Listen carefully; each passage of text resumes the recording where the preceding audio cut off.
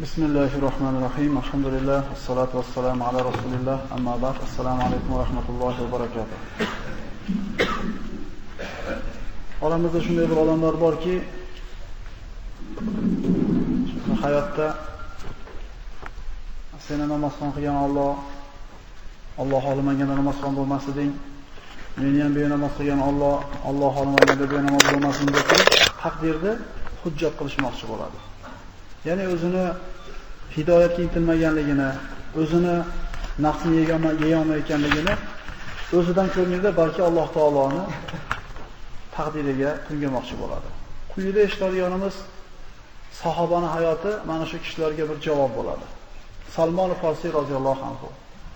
Salmon Farsiy roziyallohu anhu da payg'ambarimiz aytadi: "Salmon minna, min ahlil bayt." Salmon bizdan, meni xonadonimdan deb marhamat qiladi Rasululloh. Salmon Farsiy roziyallohu anhu ning qissasi Allohni istagan kishilar haqidagi qissalarning eng chiroyligi. Bu qissani so'zlashlikni Salmon Farsiyning o'ziga bir qo'yib bersaydi, chunki bu kishining shuurlari chuqurroq va so'zlari rostroq va birinchi tilni eshitganishligimiz maqsadga muvofiq bo'ladi. Salmon Farsiy hikoya qiladi o'zi haqida. Men Forsning Isfahon degan yerdagi Hayyon degan qishloqdan edim. Jayyon degan qishloqdan edim. Otam mana shu qishloqning eng boy kishisi edi, oqsoqoli edi va manzilati nihoyatda baland bo'lgan kishisi edi. Otamni yaxshi ko'rgan kishilar ichidagi eng kattasi men edim. Ya'ni mendaqa hech kimni yaxshi ko'rmasdi otam. Shunday yaxshi ko'rardiki, meni yer ko'kka ishonmas edi, uydan tashqariga chiqarmaslikni azm qildi. Ertalabdan kechgacha uyda o'tirardim va biz sig'inadigan, ibodat qiladigan o'tni o'chib qolmasligini otam menga topshirgan edi. Mana mazlumlar, forslar majusiy bo'lgan, ular o'tga sig'ingan. Mana shu uydagi o'chmaydigan o'tni o'chishi mumkin bo'lmasligi uchun bo'lganligidan bitta odam doim o'tin qalab, kulini olib, o'tni parvarishini qilib turar edi, unga ibodat qilar edi. Otamning qishloqning tashqarisida bir katta bog'i bor edi. Katta yeri bor edi. Shu yerning idorasini shaxsan o'zi idora qilar edi va kuzatib turar edi. Men uydan chiqmasdan o't yoqib o'tirar edim.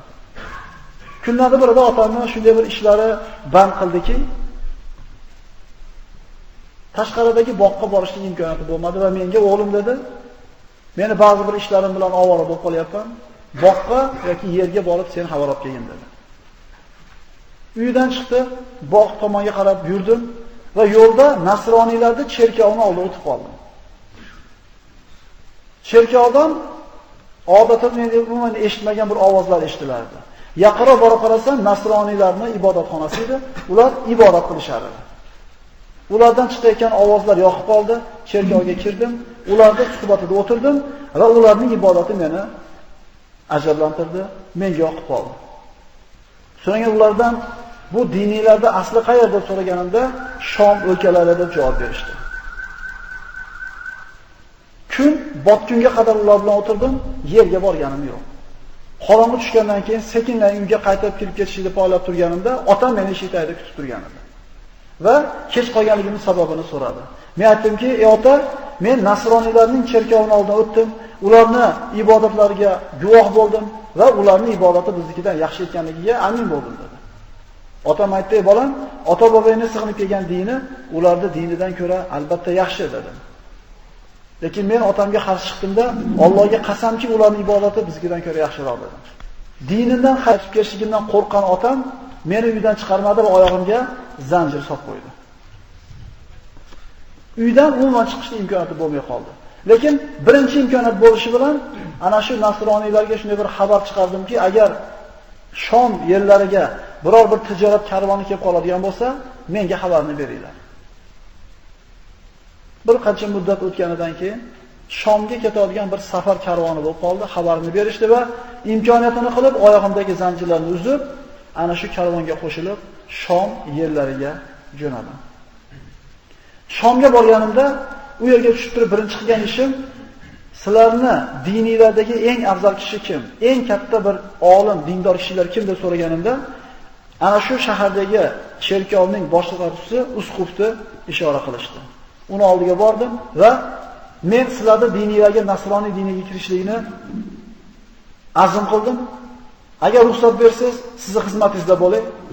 Sizdan ilm o'rganay, siz bilan birga ibodat qilay dedi. Usqub menga roziligini bildirdi. Uni oldida xizmatkor bo'ldim, undan ilm o'rgandim, u bilan birga ibodat qildim. Lekin oz fursatning ichida bu odamning yomon odam ekanligiga guvoh bo'ldim. Odamlarni oxiratga savobi tegadi deb turib, xayr-ehson qilishga chaqirardi-da, bu pullarni miskin bechoralarga tarqataman deb sadaqa qilishga buyurardi.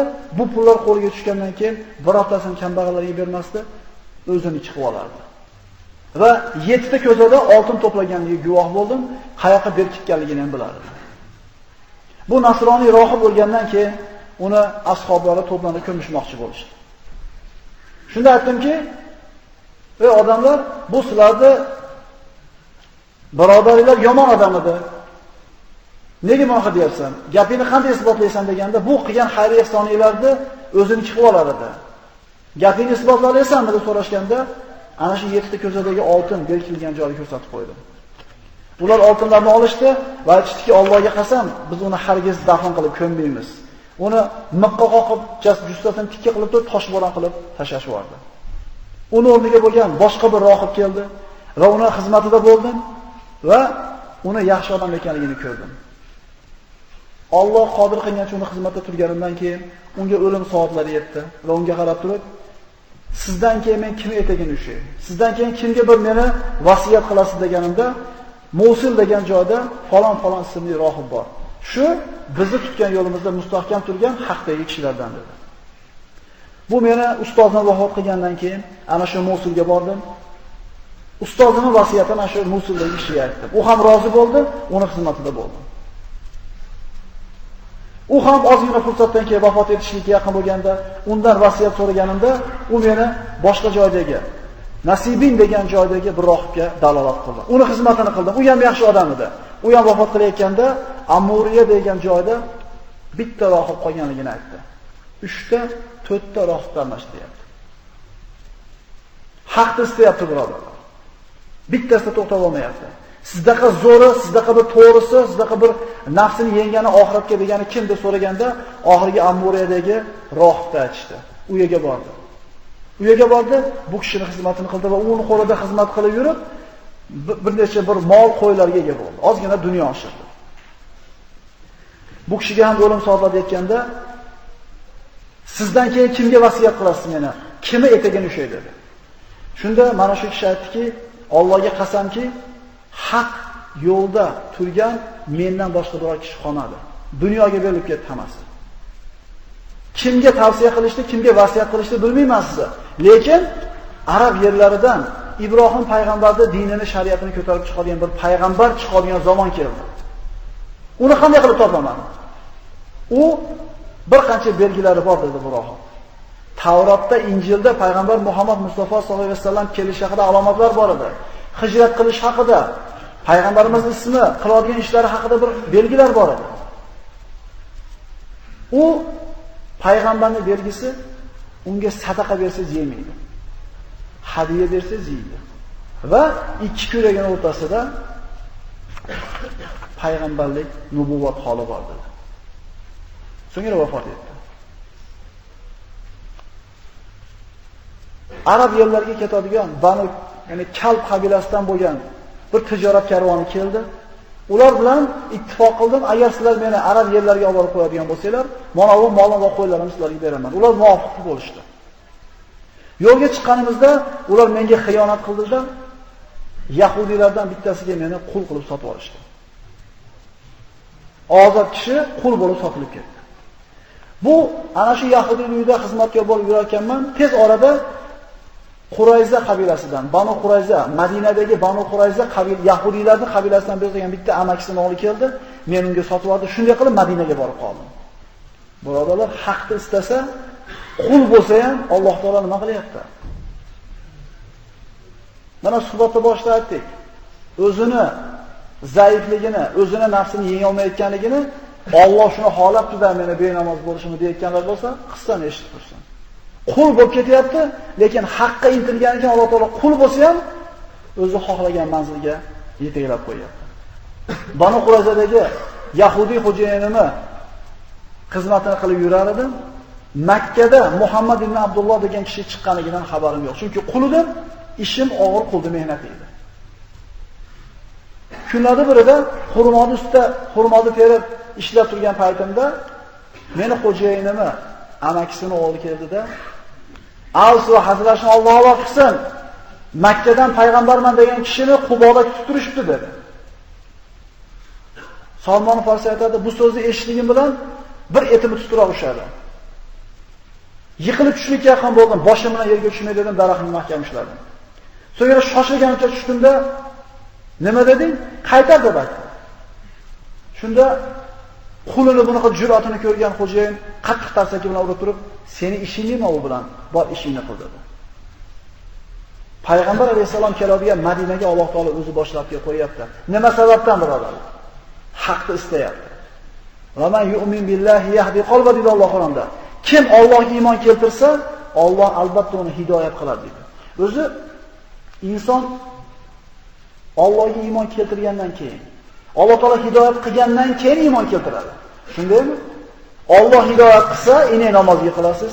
Alloh hidoyat qilsa, ine la ilaha illalloh deb aytasiz. Bu oyatga qaraydigan bo'lsa, kim iymon keltirsa, keyin hidoyat qiladi deydi. Bizning nazarimizda almashib qolganga o'xshayapti unda. Unaqa emas, almashmagan. Kim Allohga ishonib, Allohni rozi qilaman deb birinchi qadamni bossa, Alloh inib ikkinchi qadamini bostirib qo'yadi. Siz bir so'm sarflang, Alloh taolo qalbingizni yumshatadi, 2 so'm sarflaydigan qilib qo'yadi. Siz bugundan boshlab bomdod o'qiyman deb 1 marta 2 marta o'z yengib chiqing, Alloh peshinga yetalab qo'yadi. Siz birinchi qadamni bosmayotgan bo'lsangiz. Hadis huzurida keladi. Men bandani gumonidaman deydi. Men tomonga qarab bir qadam bossa, meni rozi qilaman deb bir qadam bossa, bitta ish qilsa, men unga qarab 2 qadamda bosaman deydi Alloh. Men tomonga qarab yursa u banda, men u tomonga qarab yuguraman deydi. To uchrashib yaxshi ko'rib qolaman bandani. Bu hadis qudusiy. Endi bir bandani yaxshi ko'rib qolsam, gapiradigan tili o'zim bo'laman. Ko'radigan ko'zi o'zim bo'laman. Ishlaydigan qo'li o'zim bo'laman, bosadigan oyoq o'zim bo'laman. Nima degani bu? Agar siz Alloh tomonga qarab qalam bossangiz, Alloh sizni yaxshi ko'rib turib, ko'zingiz bo'lganligi, Alloh harom qilgan narsani ko'rganda ko'zingiz yerga qaraydigan bo'ladi. Allohni rozi qiladigan narsani ko'rganda xursand bo'ladigan bo'lib qolasiz. Hijob olganini ko'rganda g'ashingiz kelmaydi. Yoshlarda mashqqa kelayotgan ko'rganda ichingiz o'yilmaydi. Qo'lingiz Alloh rozi bo'ladigan ishlarga boradi, harom ishdan o'zi tiyiladi. Shu sizni Alloh hidoyat qilganligini belgisi. Bu kishi Allohni haqni istab chiqdi, qul bo'lsa ham Madinaga kelib qo'ydi Alloh taolo, payg'ambarni topsin deb. Payg'ambarimiz Muhammad alayhisalom Madinaga kelgandan keyin ana shu aytilgan alomatlarni tekshirmoqchi bo'ldi. Bir qancha xurmoni oldi. Payg'ambarimiz sahobalarning o'tirgan joyiga keldi. Men sizlarda solih kishiliklarni ko'rib turibman.